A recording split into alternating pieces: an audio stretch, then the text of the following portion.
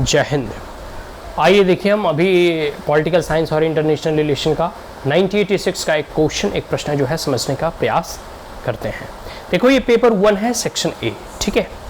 इसमें question number 1 का ए, इस क्वेश्चन में जो है A B C and D 4 प्रश्न टोटल हैं, ठीक है। आप देखोगे तो अभी भी जो है पेपर 1 हो या पेपर 2 हो, पॉलिटिकल साइंस और इंटरनेशनल रिलेशन में ऑप्शनल की बात कर रहा हूँ। पेपर 1 में 4-5 क्वेश्चन रहेंगे, मतलब पेपर 1 में जो है क्वेश्चन नंबर 1 में जो है ABCD करके क्वेश्चन पूछे जाते हैं और क्वेश्चन नंबर 5 भी ABCD करके पूछे जाते हैं, ठीक है। और ये दोनों प्रश्न जो है क्वेश्चन नंबर 1 और क्वेश्चन नंबर 5 दोनों मैंडेटरी होते हैं, आपके इसके उत्तर लिखने ही होते हैं। तो अभी हम जो है क्वेश्चन नंबर 1 जो है समझने का प्रयास करेंगे। इसमें जो है 200 शब्दों में हमें उत्तर लिखने होते हैं। Comment any 3 of the following in about 200 words. 200 शब्दों में, 200 शब्दों की सीमा के अंतर्गत ही हमें अपने प्रश्नों के उत्तर लिखने होते हैं। क्वेश्चन नंबर 1 ए, ठीक है, क्या है आइए समझते हैं। ये कोई पॉलिटिकल थिंकर का स्टेटमेंट है, कथन है, कोटेशन है, और इसी कोटेशन को हमें अपना इंटरप्रिटेशन देना है, अपनी तरफ से इनकी व्याख्या करनी है। तो हम 1A पढ़ते हैं कि from the hour of the worth some are marked out for subjection and other for rule. ये देखो, एरिस्टोटल का कथन है कि जन्म से ही कोई जो है शासन करने के लिए पैदा होता है और कोई जो है अधीनस्थ रहने के लिए पैदा होता है, मतलब गुलाम रहने के लिए। ये जो एरिस्टोटल की कह सकते हो व्याख्या है ना स्लेवरी का, किस प्रकार से एरिस्टोटल के स्लेवरी के ऊपर क्या विचार है, उसी से संबंधित यह प्रश्न है। आप जो है ऑन स्लेवरी एरिस्टोटल के विचारों को आप जब पढ़ेंगे तो किस प्रकार से वो कहते हैं कि कोई जो है मास्टर हमेशा रह जाता है और कोई गुलाम ही रहता है, या एक दूसरे के कम्प्लीमेंट्री हैं, पूरक है। तो ये एरिस्टोटल के अपने विचार हैं, और इसी विचार को एरिस्टोटल कह रहे हैं कि कोई जन्म से मास्टर होता है, कोई जन्म से ही राजा बनकर पैदा होता है और कोई जन्म से ही गुलाम बनकर पैदा होता है। तो इस प्रश्नों का अगर उत्तर देना है तो आप एरिस्टोटल के point of view on slavery को पुनः पढ़ें और फिर इस प्रश्नों को आप उत्तर आसानी से दे सकते हैं। ये प्रश्न समझ में आ गया। अब हम क्वेश्चन नंबर 1B समझने का प्रयास करते हैं। It is little bit lengthy in nature but still very interesting question, and it is stated by Thomas Hobbes. I doubt not, but if I had been a thing contrary to any mass right of dominion or to the interest of man that have dominion, that the 3 angles of triangles should be equal to 2 side angles of a square, and the doctrine should have, if not disputed yet by the warning of all the books of geometry, suppressed as far as he whom it concerned was able. Hobbes, Thomas Hobbes. इस प्रश्नों के आपको जो है अगर आपको समझना हो ना तो थोड़ा बहुत आपको मैथ्स का ज्ञान होना आवश्यक है, थोड़ी बहुत आपकी ज्योमेट्री का नॉलेज होना आवश्यक है। ये थॉमस हॉब्स का स्टेटमेंट है, कथन है। इस कथन को जैसे अगर आप समझने का प्रयास करें तो आप पाओगे ना, एंगल और ट्राइंगल की बातें यहाँ कही गई है कि जो 3 एंगल ऑफ ए ट्राइंगल होता है ना, ठीक है, उसका 2 साइड, ठीक है, 2 side angles of a square, दो मतलब एक प्रकार से कह सकते हो उनके, आप लोग पढ़े होंगे, पता नहीं ये फॉर्मूला आपने पढ़ा है नहीं, कि जैसे जो राइट एंगल ट्राइंगल होता है ना, आपने कभी ये राइट एंगल ट्राइंगल देखा या नहीं, मतलब अगर आपने 10वीं तक मैथ्स पढ़ा होगा या थोड़ी बहुत आपको पता ही होगा, राइट एंगल ट्राइंगल में आप देखोगे तो जो 2 साइड होता है उसका स्क्वायर, जो राइट एंगल ट्राइंगल के सामने वाला साइड होता है उसके स्क्वायर के बराबर होता है। शायद वही थॉमस हॉब्स कहना चाहते हैं। लेकिन इस स्टेटमेंट को पढ़ने के बाद जो है थॉमस हॉब्स मुख्यतः राजनीति में क्या ये प्रश्नों के उत्तर जो है आपको देने होंगे कि burning of all the books of geometry suppressed as far as the homes it concern and was able. I doubt not but if I had been a things contrary to any mass right of dominion. देखो, यहाँ मास right of dominion की बात कही जा रही है कि इनको ऐसा अनिश्चित लगता है या संशयास्पद इनको ऐसा लगता है, और कॉन्ट्रेरी भी मतलब विरोधाभास भी लगता है कि अगर कोई मास राइट ऑफ डोमिनियन है कि मतलब अधिराज्य में, किसी भी राज्य में किसी एक मास की राइट, मतलब पूरे लोगों का जो अधिकार है या फिर लोगों के जो हित है, राइट ऑफ द मेन, ठीक है, उस डोमेन में वो राइट एंगल ट्राइंगल की तरह है, ठीक है। यही बातें इसमें मुख्यतः कही जा रही हैं। ये प्रश्न एक बार आपको समझ में नहीं आएगा, ये आप जब प्रश्नों को 1 बार 2 बार 3 बार 4 बार अच्छे से पढ़ेंगे तब इसकी परतें दर परतें खुलती जाएंगी और ये आपके पल्ले पड़ेगा। ठीक है, तो ये question number A, question number B हो गया। अब हम लोग क्वेश्चन नंबर सी देखते हैं। यह जो है रूसो का स्टेटमेंट है कि it was iron and cord which first civilised man and unite and humanity.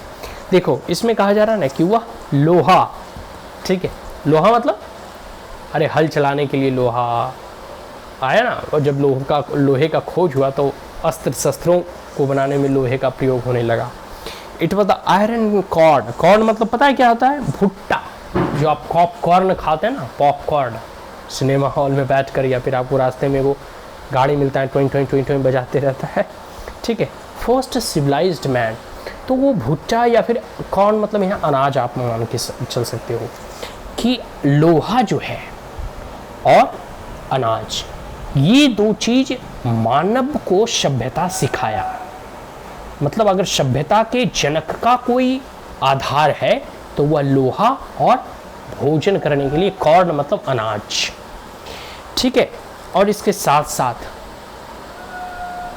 मानवता को क्षतिग्रस्त कर दिया, मानवता का विनाश कर दिया। सभ्यता तो सिखाया, सभ्यता का को जन्म दिया, लेकिन उसी प्रकार उसी जो है क्षण मानवता का भी विनाश हो गया। यह रूसों का स्टेटमेंट है। आपको पता है क्यों? क्योंकि जैसे बड़ी बड़ी सभ्यताओं का निर्माण होना प्रारंभ हुआ, वही लोहे का प्रयोग हथियार के रूप में एक दूसरे के मारने काटने और अपनी सीमाओं रेखाओं को जो है आगे बढ़ाने। आज देखो पूरा का पूरा विश्व एक ही है, लेकिन अनगिनत राष्ट्रों में विभक्त है। 200 से भी अधिक राष्ट्र जो है पूरी पृथ्वी पर आपको मिल जाएंगे, और हर एक क्षेत्र में कहीं ना कहीं युद्ध हमेशा चल रहा होता है। तो मानवता मरती है कि नहीं? दो विश्व युद्ध इस पूरी दुनिया ने जो है झेला है, और इसकी त्रासदी को झेला है। आज भी देखो रशिया और यूक्रेन में, भारत और पाकिस्तान में कई एक जो है युद्ध लड़े गए हैं। रशिया वगैरह और यूक्रेन में तो अभी चल ही रहे। तो ये सारी स्टेटमेंट रूसों का, आप एक बार रूसों को पढ़ो तो इस प्रश्नों के बड़ी आसानी से जो है उत्तर आप दे सकते हो। आगे है कि बेंथम का स्टेटमेंट है, बड़ा ही इंटरेस्टिंग, थोड़ा ध्यान से पढ़ना। Nature has placed Mankind under the governance of the two sovereign master. जो प्रकृति है, ठीक है, वह आदमी को, मनुष्य को दो संप्रभुत्व मास्टर के अधीनस्थ रखा है। मास्टर मतलब आपके जो गुरु जी आते हैं वही मान के चलो, लेकिन फिर भी बेंथम कहना चाह रहे हैं कि जो मनुष्य है वह और उसे प्रकृति ने दो मास्टर, दो मालिक के नीचे रखा है। पता है वो मालिक कौन है? चलिए, पेन एंड प्लेजर मतलब सुख और दुख। कई बार आप अपने बड़े बुजुर्गों से ये कहते हो, सुनाई देते ना कि जीवन का तो दो ही जो है मर्म है, एक सुख है एक दुख है। बात समझ में आए? तो व्यक्ति चाहे राजा रंक फकीर कोई भी हो, इन दो जो है ना सुख और दुख के नैया से उन्हें पार करना ही होता है, इससे कोई बच सकता नहीं। तो nature has placed the Mankind under the governance of the two. दो संप्रभुत्व ऐसे मास्टर हैं, वह है पेन और प्लेजर, सुख और दुख, ठीक है।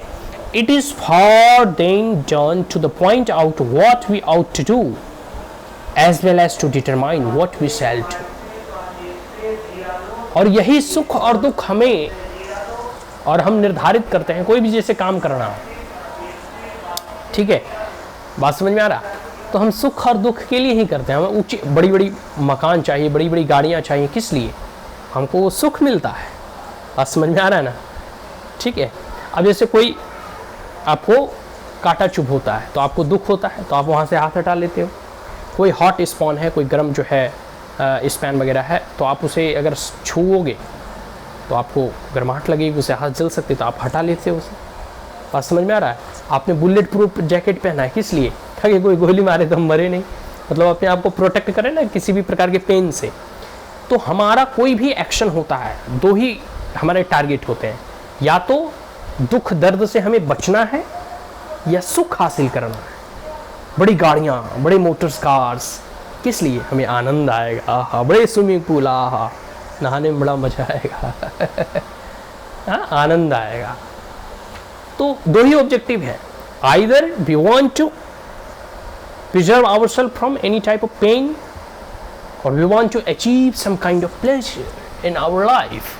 बात समझ में आ रहा है?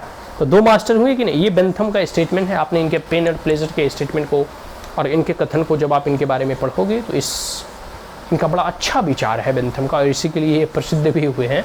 ठीक है, कि हमारा कोई भी एक्शन होता है वो सिर्फ दो ही उद्देश्य की प्राप्ति के लिए होता है, सुख नहीं तो दुख। ठीक है, बातें समझ में आ गई। तो क्वेश्चन नंबर 1 कंप्लीट हो गया। इसका हमने चारों प्रश्नों का वो जो है समझ लिया। Question number 1 A B C and D। Is that clear? That's all, thank you, have a great day.